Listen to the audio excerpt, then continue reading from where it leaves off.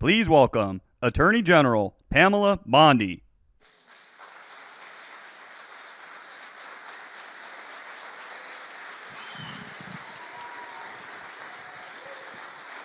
Hi, please be seated. Welcome to the Department of Justice.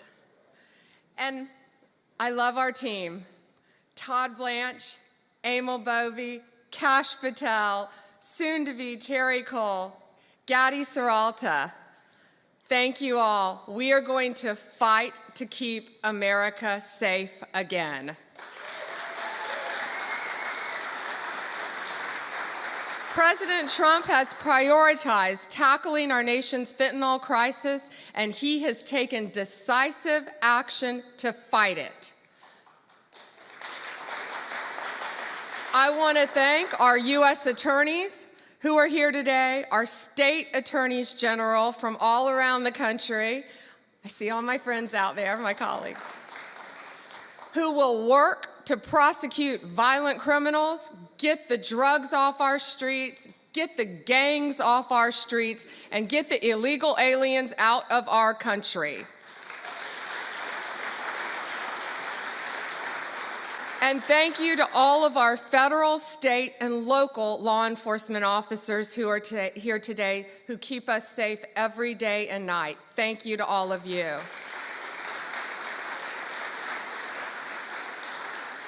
Today we have with us one of the most effective drug-seizing teams in the entire country. I said I wish I told them earlier, take them and put them in every major city in the country. Since January, they have saved millions of lives taking drugs and illegal weapons off the streets of Boston. And Todd, they asked us for more U.S. attorneys. I told them we're on it. Could you all please stand? This is Boston's DEA strike team. Thank you all.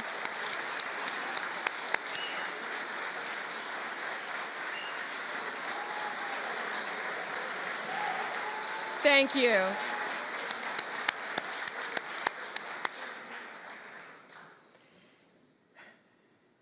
We also have two angel moms here today. Anne lost her son. He was 15. He thought he was taking a Percocet at school, and it was laced with fentanyl. And he was beautiful. And I'm so sorry. But all of these people in this room, thanks to the directive of Donald Trump, are going to keep our streets safe and protect our kids. Thank you for being here.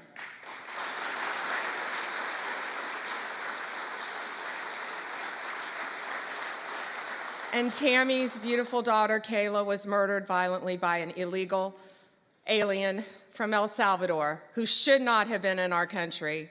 And thanks to Donald Trump, they will all be deported very soon, thanks to his work, Homeland Security, and I say the unsung hero, Stephen Miller.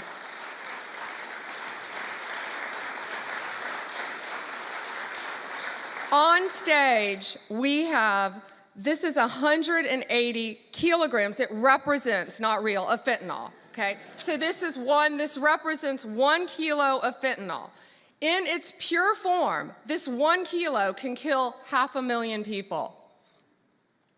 The 180 there, in pure form, could kill 90 million people. That is the population of California, Texas, and Florida. That's what we're dealing with in our country. That's why angel moms go around the country. That's why Donald Trump has taken such a hard stance against cartels, securing our borders, getting these gangs and drugs out of our country. But look at that. That can kill 3 states in its pure form. That should terrify everyone. I see our senators made it. Did our senators? Thank you. However, taking the drugs off the streets is only half the battle. President Trump has secured our borders and will continue to fight the cartels throughout this country, deport them all, or lock them up for the rest of their lives, thanks to our prosecutors, around this country where they belong. Under the last administration, cartels, criminals, they freely walked in and out of our country with impunity. No longer. Under Donald Trump, they live in fear, and they better live in fear because we're coming after all of them. I am so proud to have a team with Emil and Todd and all of our great team, and we all work for the greatest president in the history of our country. We are so proud to work at the directive of Donald Trump. It is, he will never stop fighting for us, and we will never stop fighting for him and for our country. It is an honor to welcome to the Department of Justice the 45th and the 47th President of the United States, Donald Trump.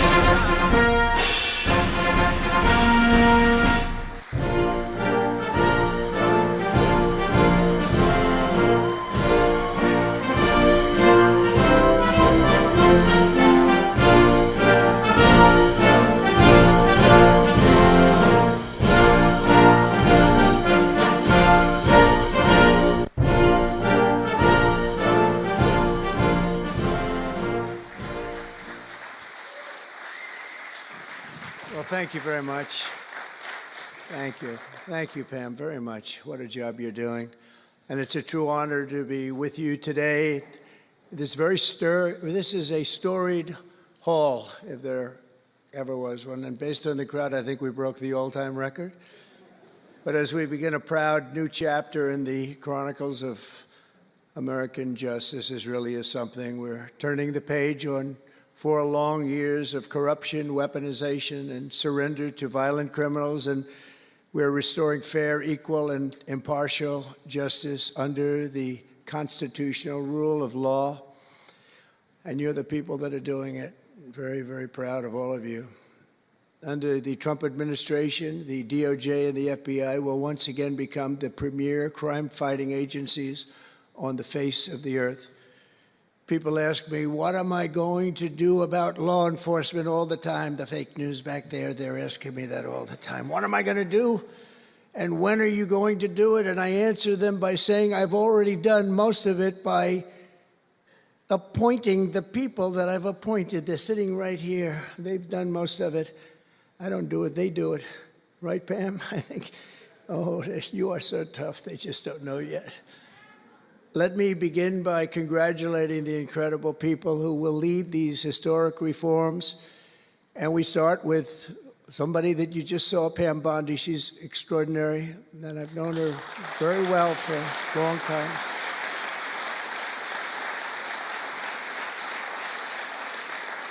I watched her for a long time in Florida, for years in Florida, and highly experienced. She seems so young, but she's highly experienced, that I can tell you. She was a phenomenal attorney general in Florida, and she's going to do a really amazing job. Also, our new director of the FBI, Kash Patel. Kash, right.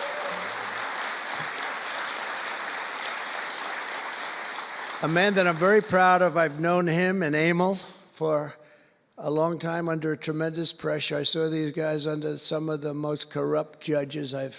It's not even imaginable how corrupt they were. And these guys never wilted. They were not shy. They fought. They weren't afraid, and they were brilliant. Deputy Attorney General Todd Blanche and Principal Associate Deputy Attorney Emil Beauvais. And thank you both very much. Right. Great people. They're great people. The Chief of Staff, who's so highly respected, Chad Mizell. Thank you, Chad. Chad? Yeah. Thank you, Chad. Our next administrator of the DEA, Terry Cole. Terry? Thank you, Terry. Good luck. Going to do great. Senior counsel to the Assistant Attorney General for Civil Rights. Boy, I've been watching him on television last couple of weeks. He is really a tough one, and he's a great one. Leo Terrell, you watch how good he's going to be. He's going to be so good. Thank you, Leo. Great guy. Assistant Attorney General of the Antitrust Division, who's got an incredible reputation. She'll do very, very well. Gail Slater. Thank you, Gail. Good luck. Great job. Now, we're joined by many, many great friends and terrific friends, and I won't be able to, too many to name, but some that I just see very quickly. General Flynn, thank you for being here. Here's a man who went through hell, by the way, and he shouldn't have. He's a patriot. He went through hell. We're also pleased to be joined by Senator Chuck Grassley and House Majority Whip. Where's Chuck? Hi, Chuck. House Majority Whip Tom Emmer. Tom, great job you're doing. Representative Guy Reschenthaler, one of the toughest names to say, but I got it perfectly, I think. And State Attorney General Ken Paxton, thank you very much. Thank you very much. Somebody who was with us early on, and she's really become a big star and very popular, Brenna Bird. Thank you, Brenna. Thank you very much.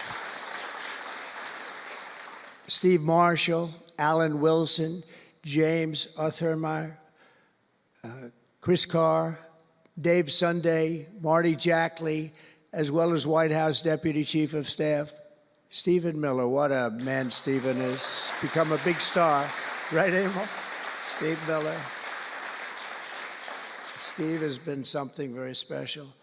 For generations, the Federal Department of Justice was one of America's most revered institutions. The men and women of the DOJ brought down the mafia, hunted down the killers, kingpins, and spies, tracked down terrorists and traitors, and tore down corrupt political machines all across America.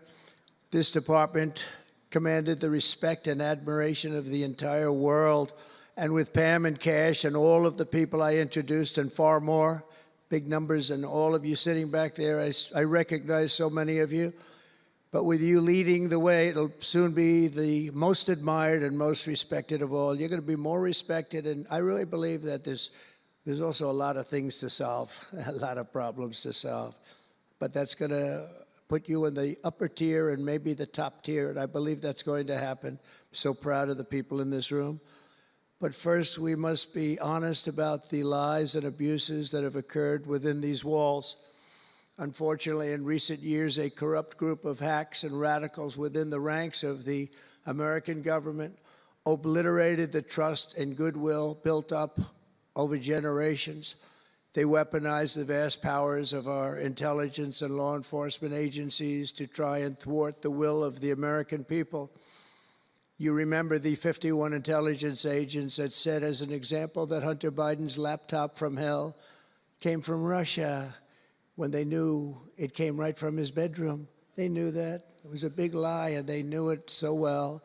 They spied on my campaign, launched one hoax and disinformation operation after another, broke the law on a colossal scale, persecuted my family, staff, and supporters, raided my home, Mar-a-Lago, and did everything within their power to prevent me from becoming the President of the United States. With the help of radicals like Mark Elias, Mark Pomerantz, and these are people that nobody's ever seen anything like it. So many others, but these are people that are bad people, really bad people. They tried to turn America into a corrupt, communist, and third world country. But in the end, the thugs failed and the truth won. Freedom won, justice won, democracy won, and above all, the American people won. There could be no more heinous betrayal of American values than to use the law to terrorize the innocent and reward the wicked. And that's what they were doing at a level that's never been seen before. And it's exactly what you saw with Joe Biden, Merrick Garland, and their cronies to do the building of the last 4 years. What they've ripped down is incalculable. But what you're going to build up is likewise something that will be breaking all sorts of records. They set loose violent criminals while targeting patriotic parents at school board meetings. They dropped charges against Antifa and Hamas supporters while labeling traditional Catholics as domestic terrorists. The Catholics, we did very well with the Catholic vote, so I want to thank them for that. They really did. We did record numbers. I would say, what's with the Catholics? They're really after the Catholics, so I don't know. They were after a lot of people. Maybe they didn't even know why. They imported illegal alien murderers, drug dealers, and child predators from all over the world to come into our country while putting elderly Christians and pro-life activists on trial for singing hymns and for saying prayers. They went to jail for that. Our predecessors turned this Department of Justice into the Department of Injustice. But I stand before you today to declare that those days are over, and they are never going to come back. They're never coming back.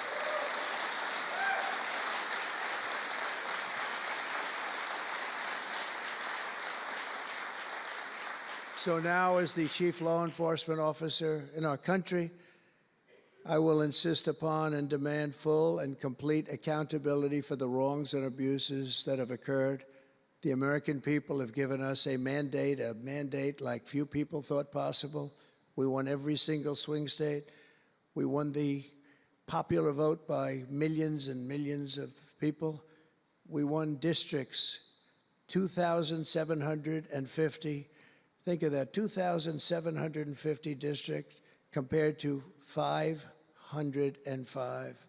So we won it at levels that have, I don't believe, ever seen before. That's the one where you see the map of the United States and it's all red. Red for Republican, not for communist. Red for Republican. They would like it to turn red for communist, but it didn't work out that way. The American people have given us a mandate and really a far-reaching investigation is what they are demanding into the corruption of our system. And that's exactly, I'm sure, what Pam and Cash and everyone else mentioned here and not mentioned is going to be doing. We will expel the rogue actors and corrupt forces from our government. We will expose and very much expose their egregious crimes and severe misconduct, of which was levels you've never seen anything like it. It's going to be legendary. It's going to also be legendary for the people that are able to seek it out and bring justice. We will restore the scales of justice in America, and we will ensure that such abuses never happen again in our country. And that's why on day one I signed an executive order banning all government censorship and directing the removal of every bureaucrat who conspired to attack free speech and many other things and values in America. My administration stripped the security clearances of the disgraced intelligence agents who lied about Hunter Biden's laptop from hell. We revoked the clearances of deranged Jack Smith, Alvin Bragg, Letitia James, and the crooked law firms that aided their partisan persecutions. And I went through it. These are state and city courts, and the corruption is unbelievable. We also terminated the clearances of the Biden crime family and Joe Biden himself. He didn't deserve it. In fact, he was essentially found guilty, but they said he was incompetent, and therefore let's not find him guilty, I guess. Nobody knows what that ruling was, but I didn't want any part of it. I think I would have rather been found guilty than what they found with him. They said he didn't know what the hell he was doing, and therefore he's let him go. I said, you know, I'd rather be convicted, Pam, I think, than that. That was not good. I said, please convict me, don't say that. I pardoned hundreds of political prisoners who had been grossly mistreated.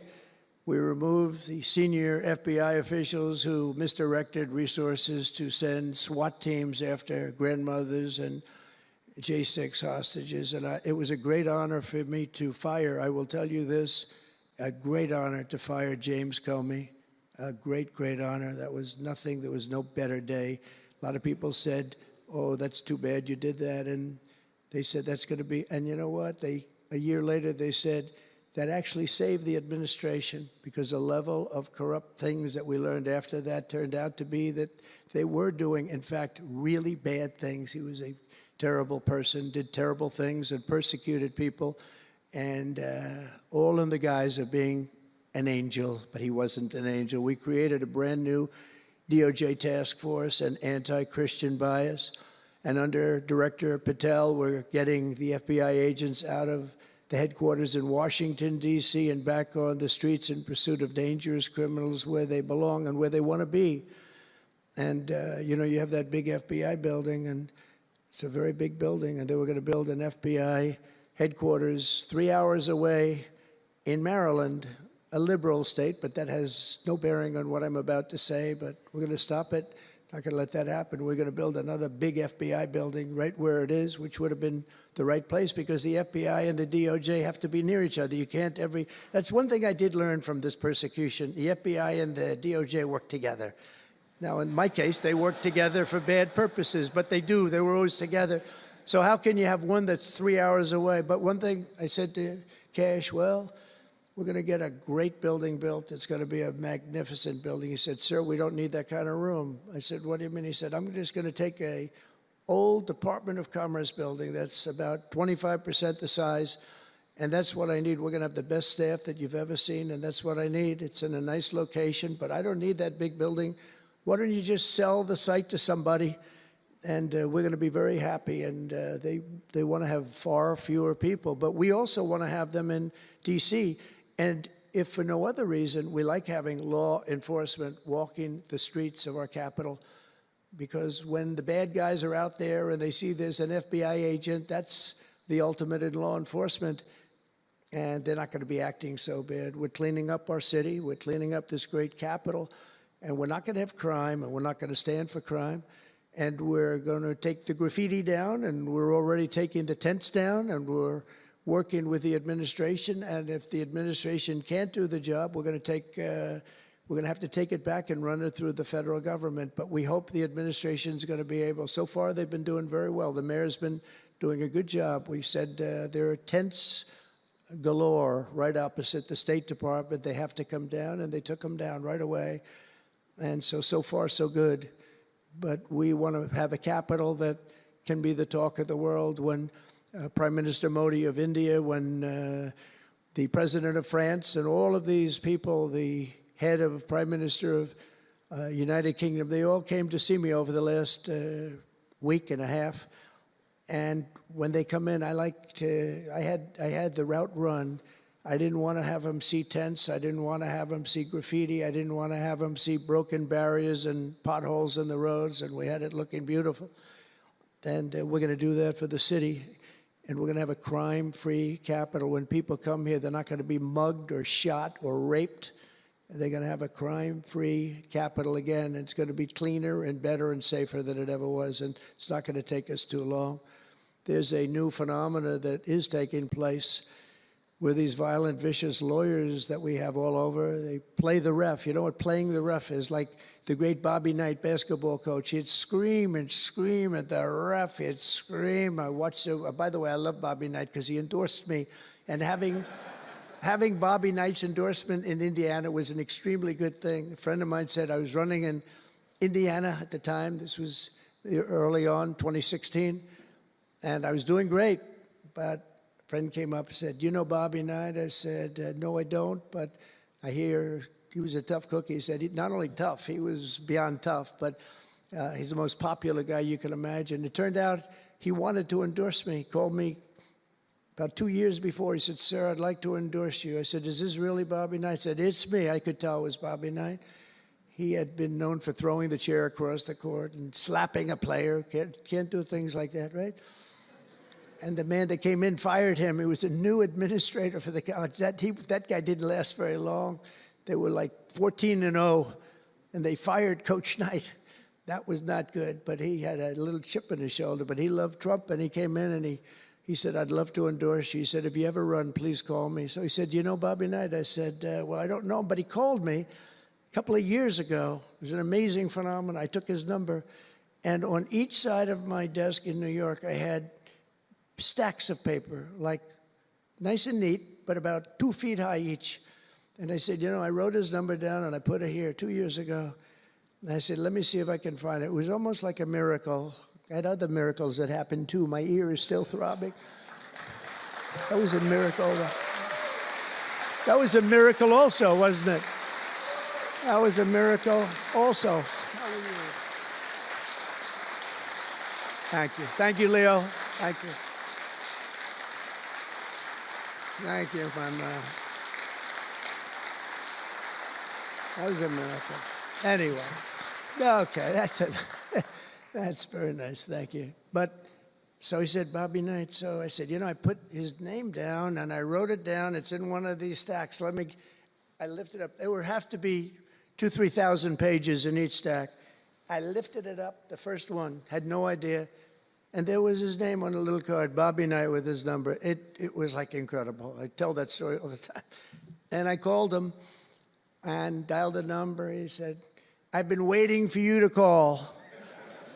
And he went out and he made a speech for me in a packed arena in Indiana, and it was over. It was over. He was a tough guy. He actually went a little far, if you remember. He made a great speech because he was actually a motivational type guy, to put it mildly. But he left the stage, and then I'm talking, and he walks back onto the stage. I said, uh-oh, this is trouble. Why is he coming back? He was a big guy, too. Why is he coming back? He said, may I say a few more words? I said, yeah, go ahead, Bobby, say a few more words, a little different. And he said, and let me tell you something about this guy, Trump. This guy, if he has to, will use the nuclear weapons that we have. He will use he has no fear. He's going to use, and that's the kind of guy. And he walked off the stage. I said, I think I'm in big trouble, Pam. That was not good, but it worked out okay. In the meantime, we won the state in a landslide, and it was great, and it was just an amazing period of time. But this is the most amazing period of time. I think this is more amazing. What's taken place is more amazing. I think it's more consequential, and if we do the job, one of the big media outlets said what we did was the most consequential election in the last 129 years. Well, if we do the job that we're all capable of doing, I think it's going to prove to be that and then some, and that's what we want to do. We have a real big shot at making this country so great, so great. What happened to our country was so sad. What they've done in 4 years to our country with the borders, with Afghanistan, the most embarrassing period of time, allowing the Russian situation, it was never going to happen with Ukraine. Allowing October 7th to happen would have never happened because under me, Iran was totally broke. They had no money. They weren't giving any money to Hamas or Hezbollah. It was totally broke.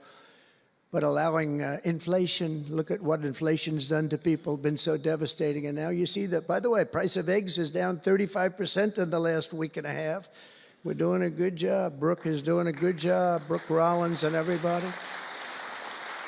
And inflation's down, interest rates are down, gasoline has come down to a level that we haven't seen in a long time. All things that we wanted to do, because then everything else is going to be coming down. We want it to come down. We want bacon to come down, and groceries, a term I used to use. It's sort of an old-fashioned term, but I used to use it on the campaign trail, those last 90 perfect, beautiful days. We just hit it.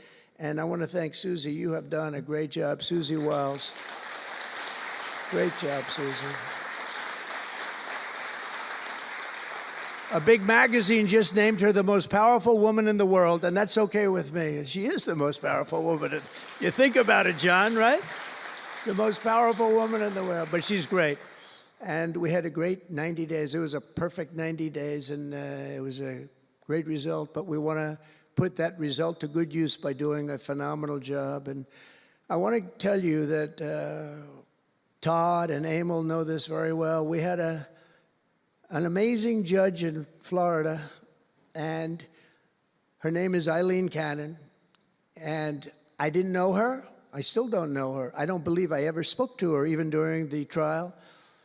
But I did appoint her, federal judge.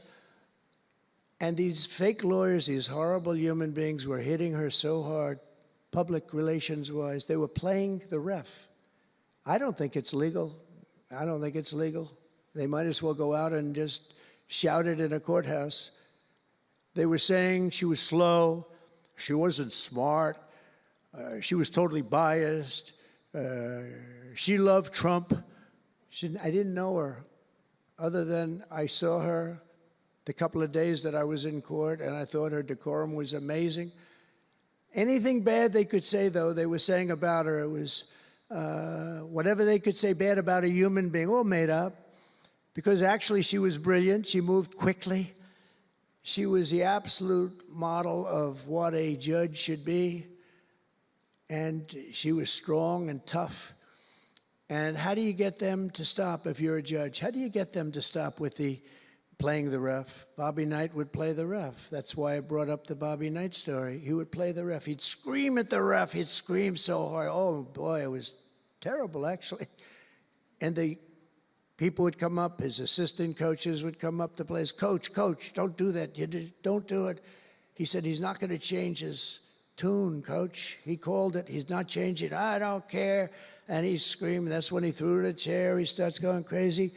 And he said, no, he's not going to change this time, but he's going to change for the next play. And sure as hell he did. You know, Bobby, by the way, had the last undefeated team in basketball. And relatively speaking, you know, he had a team. He always had a team. He never had that.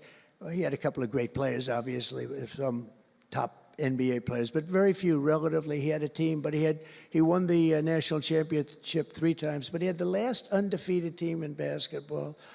And he would play the ref, and he would scream at him. He knew exactly what he was doing. They're doing the same thing. He said, no, he's not going to change now, but he's going to change for the next one. That's what he wanted to do. He wanted to scare the hell. They wanted to scare the hell out of the judges, and they do it. And how do you stop it if you're a judge? Because you want to go home, you have a family, you have children, and the New York Times will write whatever these people say, and the Washington Post, and the Wall Street Journal, and MSDNC, and the fake news CNN, and ABC, CBS, and NBC, and they'll write whatever they say. And what do you do to get rid of it? You convict Trump. All you have to do is be really tough on him and ultimately convict him, and they leave you alone. It's totally illegal what they do. I just hope you can all watch for it, but it's totally illegal. And it was so unfair what they were doing to her. But they do it all the time with judges. But in her case, she was very courageous, and it only made her angry. Wouldn't you say? It just made her angry. She didn't like it. A lot of them say, oh, please don't say that about me. My family, what's my husband going to say? What's my wife going to say, or my kids? Please don't say that. And it had absolutely no impact on her in the case against me, which was a case, I will not use a bad word. I promised my wife I would never use a bad word, so just a little bad. The case against me was bullshit. And she correctly dismissed it. She correctly. Look at Emil, he's looking. He said, that's interesting. But these 2 guys were warriors. You got a warrior here. You got 2 warriors, I can tell you that. You got a whole bunch of them. But, and they wouldn't quit. They wouldn't take no for an answer. They just wouldn't quit. These 2 people right up here, and some others that are involved with it indirectly. And what the lawyers do is they're doing it to the Supreme Court justices, hoping that they'll be overcome by the horrible things they say about them. They say things about Supreme Court justices and judges that are just horrible. They're playing the ref. Remember the way they treated Justice Thomas and Justice Alito and Justice Kavanaugh, Justice Gorsuch. Chief Justice Roberts get treated unbelievably badly, and they're hoping that they can sway them to go along because, again, what do? They're humans. You know, like it would be wonderful if everybody was just a perfect computer machine. But they're not. They're humans. And they don't want to be accused of many, many things, including gross incompetence. They don't like it, and they don't want it. There's not much they can do about it. You know, they're in a position they can't really fight back really very well. And so what they do is sometimes they get weak. I would say a majority, maybe, of the times. That's why I'm so impressed with Judge Cannon in Florida, how strong she was, how she held up. It actually made her more resolute than anything I've seen. I mean, it was amazing because they were hitting her so hard. It was so sad to watch this. But it's sad what they do to other judges. It's very sad what they do to the Supreme Court. And a lot of the judges that I had, if you look at them, they take tremendous abuse in the New York Times and the Washington Post, all of the different networks. They take such abuse. And honestly, very simply, they're afraid of bad publicity. They don't want bad publicity. And it's truly interference, in my opinion, and it should be illegal, and it probably is illegal in some form. There's no difference than speaking to a judge or shouting to a judge or doing whatever you have to do in a courthouse. They're doing it behind the back. They're usually doing it anonymously. They're saying anonymously, off the record, the judge is no good, but everybody knows where it's coming from. And it's totally coordinated. It's a campaign, and it's by the same scum that you have been dealing with for years, like guys like Andrew Weissman, deranged Jack Smith. There's a guy named Norm Eisen. I don't even know what he looks like. His name is Norm Eisen of Crew. He's been after me for 9 years. Now, Crew is a charitable organization. And the reason I'm saying this, Todd, is I'm only going to get one chance to say this. But these are bad people. I don't know who he is. I don't know what he looks like. But everything I read is Norm Eisen of Crew. And Crew is a charitable organization. And that's a political thing. His sole life is to get Donald Trump. And he's been vicious and violent, and he's trying, and he probably had pretty good success over the years. But with me, how did he do? I think I'm president. Am I here because I'm president? But we had to take all of that abuse. Even during the trials, we had to take tremendous abuse. Like, these wonderful guys, they're not legitimate people. They're horrible people. They're scum. And you have to know that. And you're going to have these cases where you can't allow yourselves to be deflected. You just can't let it happen. You have such a higher calling. And I believe that CNN and MSDNC, who literally write 97.6% bad about me, are political arms of the Democrat Party. And in my opinion, they're really corrupt and they're illegal. What they do is illegal. It makes no difference how big a victory I had. I can have the biggest victory in history. It makes no difference what kind of a failure the other side has. These people are going to go after me. And I said it during the big speech on Tuesday night. I said about Democrats, and I don't like that. I have great respect, by the way, for what Schumer did today. He went out and he said that I'm going to have to vote with the Republicans because it's the right thing to do. I couldn't believe what I heard. But, I think he's going to get some credit for it. I think. Let's see what happens tonight with the big vote as it comes. But these networks and these newspapers are really no different than a highly paid political operative. And it has to stop. It has to be illegal. It's influencing judges, and it's really changing law, and it just cannot be legal. I don't believe it's legal. And they do it in total coordination with each other. And everything we do, we're restoring law, restoring order, and restoring public safety in America. That's what we want to do. And we're bringing honor and integrity and accountability back to the highest levels of the FBI, DOJ, and throughout our government. We're bringing our country back faster than anyone ever thought possible. We're working so hard at doing it. And we want fairness in the courts. The courts are a big factor. The elections, which were totally rigged, are a big factor. We have to have honest elections. We have to have borders. And we have to have courts and law that's fair. Well, we're not going to have a country. Crooked Joe Biden got us into a real mess with Russia and everything else he did, frankly, but he didn't know about it. And he, generally speaking, signed it with AutoPen. So how would he know? That AutoPen is a big deal. I don't know. They're having who's doing this? So when my people come up, Will and all of the people, Steve, they come up and, sir, this is an executive order. They explain it to me, and 90% of the time I sign it. 99% of the time I say do it, but they come up and I sign it. But you don't use AutoPen. It's number one, it's disrespectful to the office. Number two, maybe it's not even valid because. Who's getting him to sign? He had no idea what the hell he was doing. If he did, all of these bad things wouldn't be happening right now. But we're going to get you back into a great position, and we've already started. They say that we had the most successful first month of presidency. It's not a long time, but it's still a lot.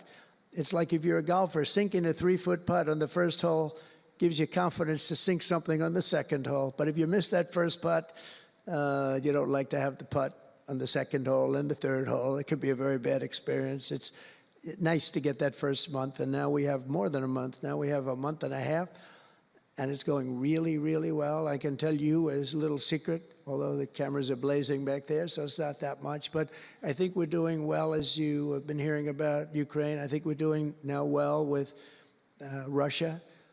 We're speaking with President Putin. We want to get the war over. Not only have we spent maybe $350 billion to Europe's, think of that, $350 billion to $100 billion, and yet we're across the ocean far away, so it shouldn't have been that way, but Biden let that happen too. And we're getting a deal where we're going to get that back, but much more importantly are the lives that we're talking about.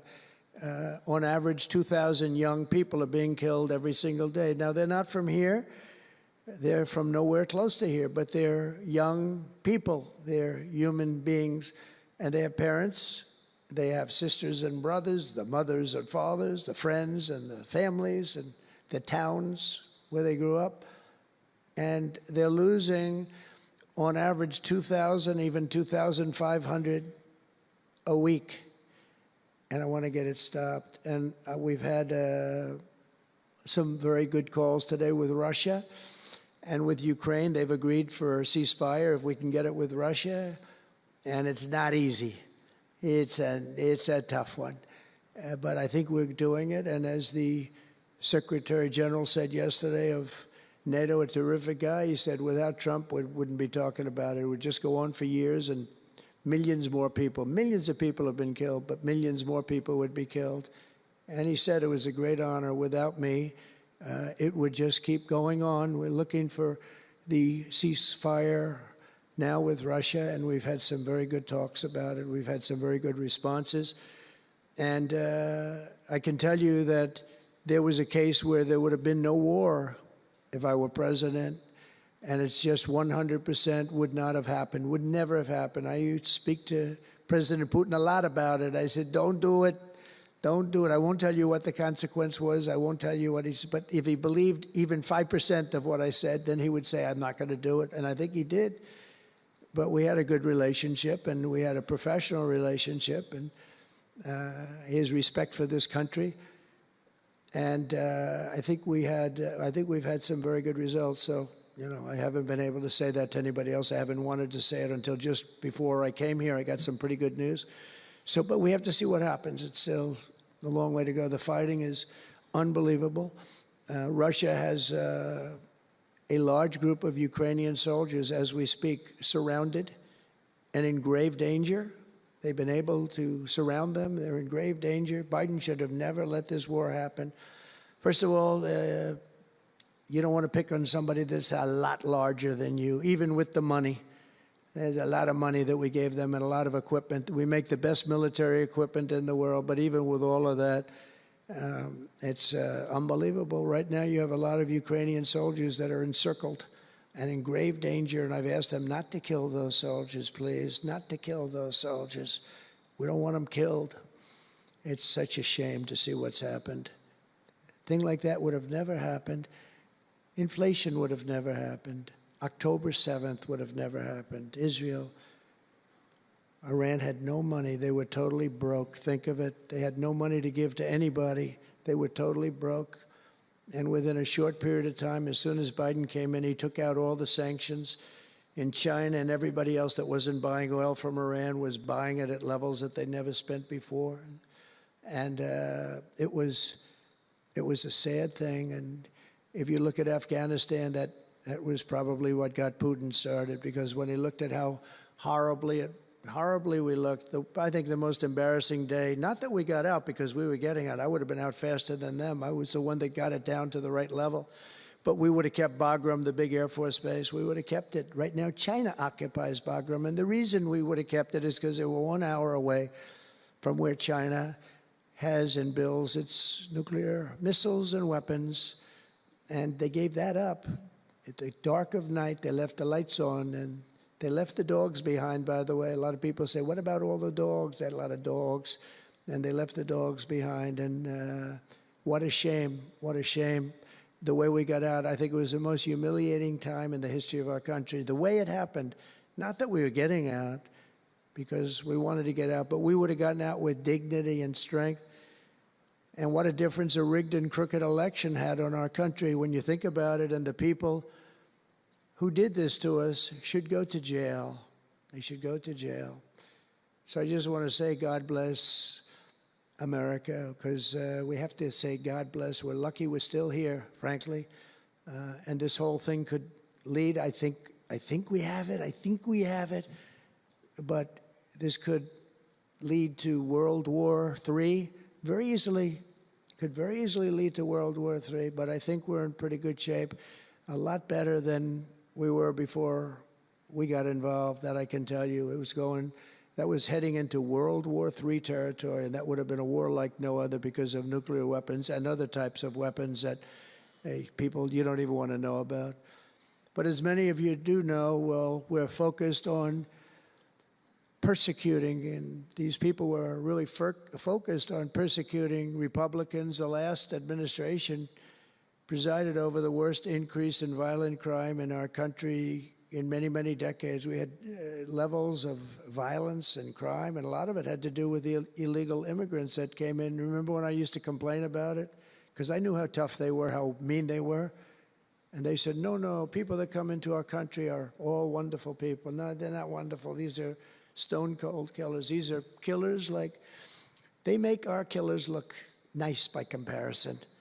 They make our killers look nice. These are rough, tough people with the tattoos all over their face. Historically speaking, I don't want to discriminate against anybody, but historically speaking, they're not going to be the head of any major bank that we know of.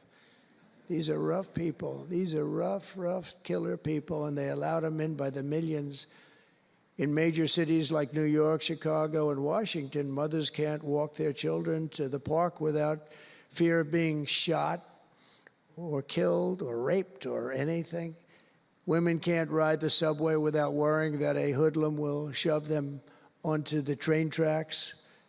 In New York, it's happened twice in the last couple of weeks. They're standing there, a perfect Wall Street gentleman in one case, and another person who was a worker, good worker, electrician, gets pushed into a train going 45 miles an hour just prior to the train, not stopping, going to go through that. So I know the stations very well. I used to take the subway. I used to feel safe. When I was young, my parents would drop me off at the subway. I'd take the subway to my school. Can you believe it? Today, they wouldn't be doing that. And we want to get a country back maybe where you can do that again, Pam. But it's so sad to see what's taking place. Under the Biden regime, average monthly homicides increased by 14%. Property crime rose tremendously. Violent crime went up at least 37% that they know of. Rape soared by 42%. Car theft rose by 48%. And robberies surged to 63 to 100%. They don't even know what the number is. And I have no higher mission as President of the United States than to end this killing and stop this law-breaking and to making America safe again. And that's what you're all about in this room. We want to protect Americans, and we protect everybody that's in our country, American or not American. We want to have a safe and proud country. We're joined today by dozens of police officers, sheriffs and sheriff's deputies from all across the country. My message to these law enforcement heroes is simple. With me in the White House, you once again have a president who will always have your back, will always have your back.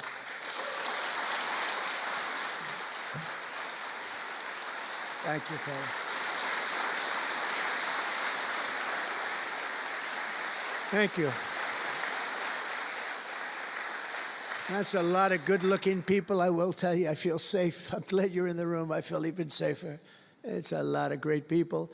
On day one, I signed an executive order directing Attorney General to ensure that anyone who murders a police officer immediately, with as fast a trial as we can have, gets the death penalty.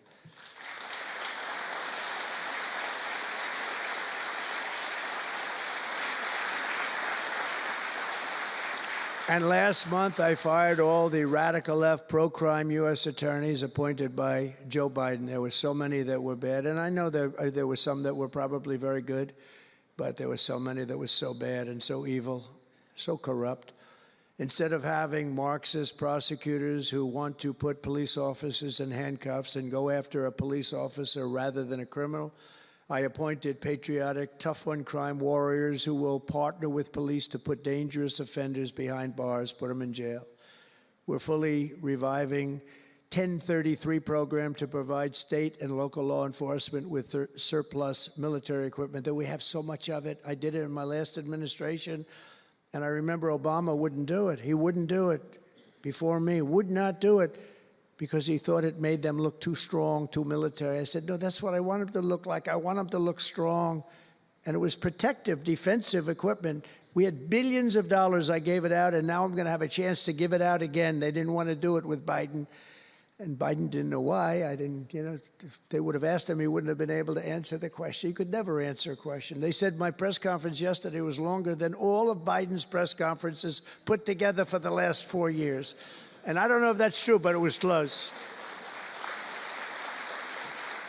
And perhaps most importantly, we're securing our border and repelling the invasion of America. We have, you see the numbers have come down. So, and Tom Homan and Christie have been incredible. Christie Noem, secretary, she's done great. And Tom Homan is, I don't know if Tom Homan's here, but wherever he may be, I think he's chasing people out of our country. If he was here, I'd almost be disappointed. What are you doing, Tom? But he's a fantastic guy, and he's a brave guy. Over the past 4 years, other countries emptied out their prisons and jails, mental institutions, and insane asylums, and sent the killers, drug smugglers, and bloodthirsty inmates from the filthiest dungeons of the world straight into the USA. And open border. We had an open border policy. Anybody could come in, no matter what you were, no matter where you came from, no matter what you looked like, no matter what you were doing, no matter what you did, no matter how many people you murdered, you could come right into our country. We have murderers right now walking the streets. We're joined today by Tammy Nobles, whose 20-year-old daughter, Kayla, was attacked in her home 3 years ago, horrifically assaulted and strangled to death by an illegal alien MS-13 monster set loose into our country under the open border Biden regime. Kayla was one of countless American victims ripped away from their families by the open border policies of that administration. And we're also joined by Kayla's stepfather, Jeremiah, and several other courageous angel families here today. And I'd love you to all just stand up and take a bow, because you are incredible people. Please. Thank you.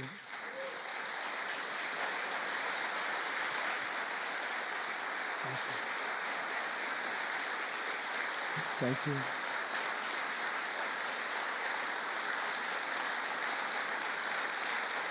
Thank you very much. Thank you.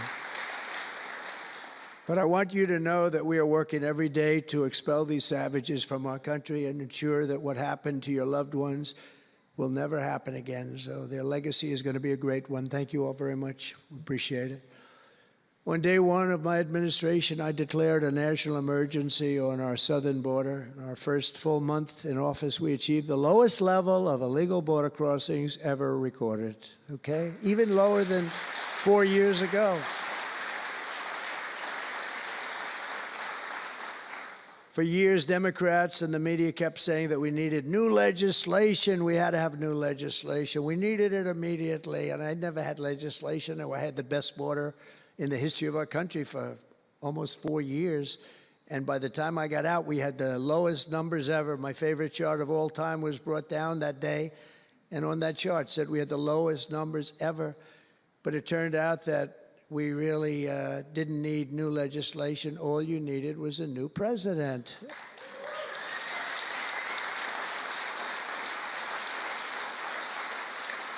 And I said that the other night.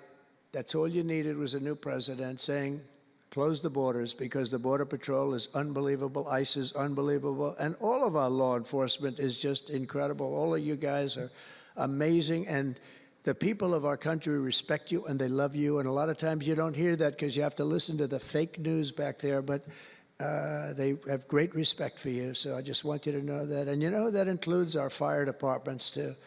They don't get spoken about enough. You know, they go into some of the areas I read where they're shooting them off ladders. Can you believe it? They go up to put out a fire, Leo, and they go and they shoot them off a ladder. It's just unbelievable. These firemen and women are incredible. So I want to put them in the same category because they're just incredible. I also like that the fact they voted for me like at 94%, so I have to mention them. I have no choice, right? But the truth is they're phenomenal people. The law enforcement, fire, everybody, they're phenomenal. Basically first responders, because that's what they are. They're first responders. And we're ending the migrant occupation of America. And what we're doing now is we're liberating our cities and our suburbs and our towns. And you see a big difference. I'm getting calls all the time from even leaders of other countries saying, sir, the whole world feels liberated now. It feels like there's a light over America, but there's a light over the whole world. I hear that so much. It's so nice to hear, too. And I feel it. I mean, I feel it. I look at it. I see the polls. I don't know if the polls are right, but they're certainly very good. I'll take them right now. It's amazing what's taken place in such a short period of time, really 6 weeks, but it's longer than that. It's really November 5th. I think that hopefully will go down, if you do your job great, it'll go down as the most important day, one of them at least in the history of our country. You know, July 4th was pretty, 1776, it was pretty important too. But let's see if we can top it. Can we top it? I don't know. That's a tough one, but we're going to try. But it will be one of the most important days in the history of our country. So I think, and I think everybody in this room wants that to happen. Last month, we officially designated MS-13 and Tren de Aragua. That's the Venezuelan gang, the toughest gang, they say, in the world, and the Mexican drug cartels as foreign terrorist organizations. That's a big deal. Nobody wanted to do that in the past.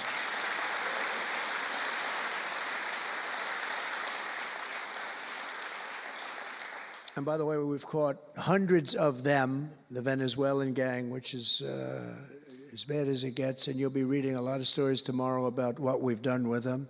And you'll be very impressed. And you'll feel a lot safer, too, because they are a vicious group. They went into Colorado. They took over areas of Colorado. They sort of were like me. They were in the real estate business, but they didn't go out and get financing. They just took over a building and kept it. And they said to the tenants, get the hell out of here. One man called the police, and they cut off his fingers. And they say, you call again, your other fingers, and you call a third time, and you're dead. These are tough people and bad people, and we're getting them out of our country. And some are so bad, we don't want to get them out. We have to put them in jail because we don't want to even take a chance that they can come back. Thanks to our efforts, Mexico recently handed over 29 of the biggest cartel leaders, including the depraved kingpin charged with the 1985 murder of DE agent Kiki Camarena. And that was a big deal, if you know. They've been looking for this person for years, many years, and we got him. This evil killer will be now prosecuted to the fullest extent of the law. And we know that, well, it's, let's put it this way, I have to be nice. It's a very strong case. We're stopping the criminals pouring across our borders at record levels, and we're also stopping the massive quantities of deadly drugs. In 2023 alone, drug overdoses killed more Americans in 12 months than they did during the entire decade between 1980 and 1990, so 10 times more, but it's much higher than that. More Americans died from fentanyl last year than died in the Korean War, or the Iraq War, the Afghanistan War, all of them combined. That's why I've placed large tariffs on Mexico, Canada, and China, and they will remain in place until these deadly poisons stop pouring into our country. And I will tell you, as soon as I put on the tariffs on Mexico, Canada, and China, unbelievable results have been seen in the last few weeks. Unbelievable results. They weren't happy about it. You probably read they weren't happy, but they are working like hell to end it. They weren't working very hard before I did that. With us today is a brave mother and advocate, Ann Fundner, who lost her beautiful 15-year-old son, Weston, to fentanyl. And Ann, if you would, I'd like to ask you to come up and say a few words, please. Thank you.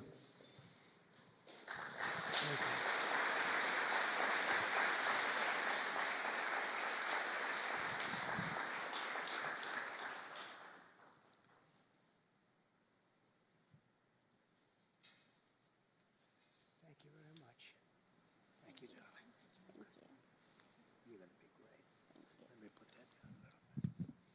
Thank you. Well, first I want to say thank you. I think this is the biggest honor of my entire life, being on stage with President Trump. But I want to tell you a little bit about my son, Weston, who absolutely loved President Trump. He had a beautiful Trump 2020 flag hanging in his bedroom, and he had it on the beach one day, and we took a picture, and it became our 2020 Christmas card with the most perfect slogan for President Trump: peace on earth. What would happen in the next 4 years would be devastational to our country and our safety of our children. And in 2022, Weston lost his life, a freshman in high school at the age of 15, from a single pill that took his life. The cartels were allowed to operate on American soil and took hundreds of thousands of American lives. And so we knew there was only one person that could save us from the devastation on our American soil, and that was President Trump. And so in 2024, we did the best thing that we could do to keep America safe again, and we elected President Donald J. Trump. Thank you. Thank you. Thank you.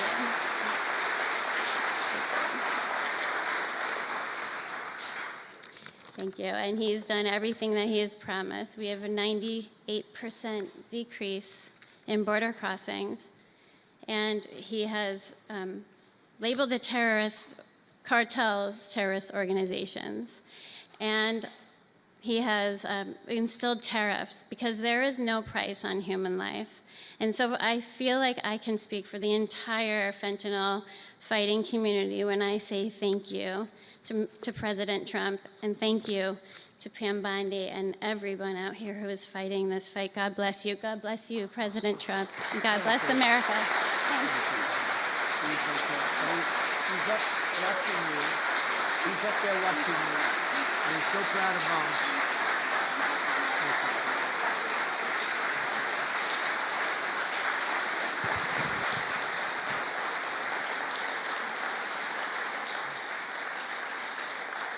Thank you, Ann, very much. Weston is, I just said to Ann, Weston is up in heaven watching his mom, and he's so proud of you. He's so proud of you. Thank you. We're also joined today by a number of other American families who have lost loved ones to fentanyl, and I'd love you to just stand up for a second, and we want to acknowledge you, and also your daughters, your sons. They're looking down on you, and they're loving you like crazy. So thank you very much. Thank you. Thank you. Thank you. This department will not rest until we have ended the fentanyl epidemic in America once and for all. In less than 2 months since I took office, the DEA and FBI have seized nearly 1 million deadly doses of fentanyl, and that's just the beginning. At my direction and working with Pam and everybody else, we've launched an all-out war on fentanyl traffickers, and it's a war that we're going to win. We're going to win this war. I spoke with the president of Mexico, very nice woman, very fine woman, and I said, let me ask you, you're sending a lot of drugs into our country. We're not liking it at all. Can't do that. But I said, is Mexico, does it have much of a drug? She said, no, we're not a consuming nation. I thought it was an interesting term. And I said, why? And which I've heard also, by the way, they're not a consuming nation. They distribute, but they don't consume. But I said, why are you not a consumer? Well, we're very close with family. I said, so we're very close with family, too. I mean, our families are being devastated, and we're just as close. Why else? She said, well, we spend a lot of money on advertising saying how bad drugs are. They're very rough ads. They show the skin falling off and the teeth falling out and going blind and losing hair and everything that these things do. You look like you just came out of a horrible concentration camp. And she said it was, they're rough ads. And it's not often that I feel I've learned something from a phone call, because I've had a lot of phone calls over my life.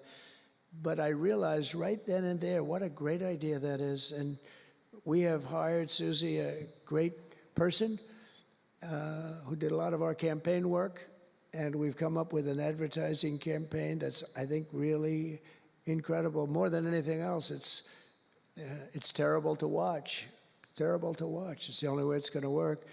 And I would be, because we got the numbers down, 18% would have a blue ribbon committee headed by the First Lady of the United States, who everyone loves, and some of her friends. And, you know, they work so hard, but it's a tough deal. They're dealing with very smart and very vicious people. You know, some of those businesses, those cartels are run better than any business in America. They say they're run incredibly, not just here, they all over the world. They're run like a major business, but in many cases better. And I said, we got it 18% down. Well, 18% is incredible. It's like a record, but when you think of it, it's not very much. And the way you get it down, if you want to get it down to close to 100%, is with the death penalty. But I think maybe America is not ready for that. China has a death penalty. Singapore has a death penalty. Various places have the death penalty. Wherever you have the death penalty, you don't have drugs. But I just don't know if this country is ready for it. So I tell people, and it's always an option, but I don't know. I just don't know if you're ready for it, and that's okay. It's nothing you can do. But what we're going to do is we're doing this campaign, and I think we can get it down 50% with this campaign, because when people see all the horrible things that these drugs do to you, we're especially focused on fentanyl. When they see all of the horrible things that happen when you take drugs, how you look, you lose your look. Everyone's vain. They don't want to lose their look. The look is so important. And I think when they see these things, they may say, you know what, I'm going to take a pass. But there is big danger. Pam and I were talking about it before. A lot of people are taking fentanyl and not even knowing. They think they're doing something else, or maybe taking another drug, but at a much lower level. And they die. You can put on the pin, think of this, the head of a pin, fentanyl, and it's too much, and it will kill the strongest person in the room. And it's amazing. But we're going to do this campaign. It's going to be launched fairly soon, Susie. And I think it's going to have a big impact. I think if we got it down by another 30, 35 points, and I really believe we can. I think that's an incredible idea. So I thank the president of Mexico, actually. It was a call on tariffs, and we talked about drugs.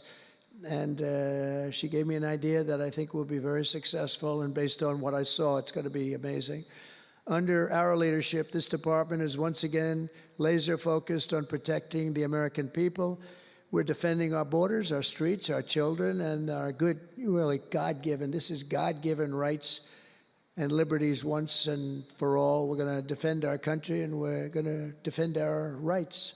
Etched onto the walls of this building are the words English philosopher John Locke said, "Where law ends, tyranny begins." And I see that, and I saw it over the last 4 years when somebody was allowed to attack viciously with this department and the FBI his political opponent. How did that work out? Didn't work out too well, but it wasn't pleasant.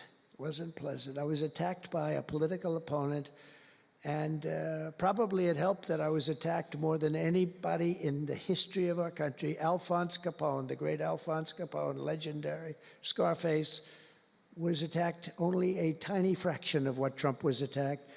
And maybe it worked out well. I don't know. If I had to give it up, I probably wouldn't, but only because I've gone through it. But I wonder what the difference would be. Maybe they helped get me elected by those margins, the big mandate that we received. But you can't go after your political opponent. Nobody's ever seen anything like it, actually. And hopefully they won't see anything like it. But now, with the return of law and order, the entire world is witnessing the triumph of American justice and American freedom. That's why we're here today, gathered with people that have love for our country. In the coming years, we will revive the storied legacy of this department, and it's happening right now. You can feel it.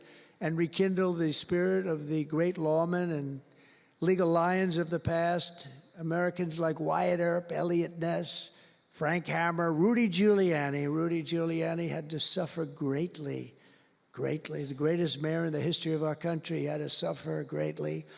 Ed Meese, Antonin Scalia, Robert Jackson, and Robert F. Kennedy.